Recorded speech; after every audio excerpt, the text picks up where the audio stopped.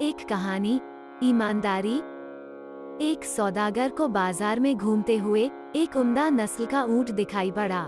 सौदागर और ऊंट बेचने वाले के बीच काफी लंबी सौदेबाजी हुई और आखिर में सौदागर ऊंट खरीदकर घर ले आया।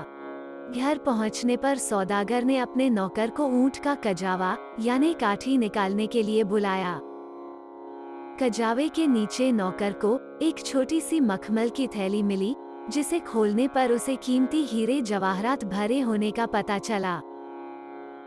नौकर चिल्लाया, मालिक आपने ऊंट खरीदा, लेकिन देखो इसके साथ क्या मुफ्त में आया है।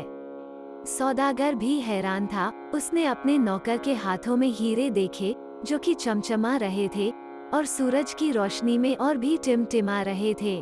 सौदागर बोला, मैंने ऊंट खरीदा है, न कि हीरे, मुझे उसे फौरन वापस करना चाहिए। नौकर मन में सोच रहा था कि मेरा मालिक कितना बेवकूफ है। नौकर बोला, मालिक किसी को पता नहीं चलेगा। पर सौदागर ने एक न सुनी। वो फौरन बाजार पहुंचा और दुकानदार को मखमली थैली वापस दे दी। ऊंट बेचने वाला बहुत खुश था। बोला, मैं भूल ही गया था कि अपने कीमती पत्थर मैंने कजावे के नीचे छुपा के रख दिए थे। अब आप इनाम के तौर पर कोई भी एक हीरा चुन लीजिए। सौदागर बोला, मैंने ऊंट के लिए सही कीमत चुकाई है, इसलिए मुझे किसी शुक्राने और इनाम की जरूरत नहीं है।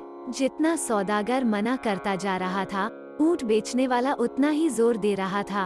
आखिर में सौदागर ने मुस्कुराते हुए कहा, असलियत में जब मैंने थैली वापस लाने का फैसला किया तो मैंने पहले से ही 2 सबसे कीमती हीरे इसमें से अपने पास रख लिए थे।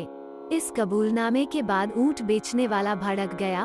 उसने अपने हीरे जवाहरात गिनने के लिए थैली को फौरन खाली कर लिया, पर वो था बड़ी पशोपेश में। वो बोला, मेरे सारे हीरे तो यही हैं, तो सबसे कीमती 2 कौन से थे जो आपने रख लिए? सौदागर बोला, मेरी ईमानदारी और मेरी खुददारी। हमें अपने अंदर झांकना होगा कि हम में से किस किस के पास यह 2 हीरे हैं। जिन जिन के पास यह 2 हीरे हैं वो दुनिया के सबसे अमीर व्यक्ति हैं। जय श्री राम।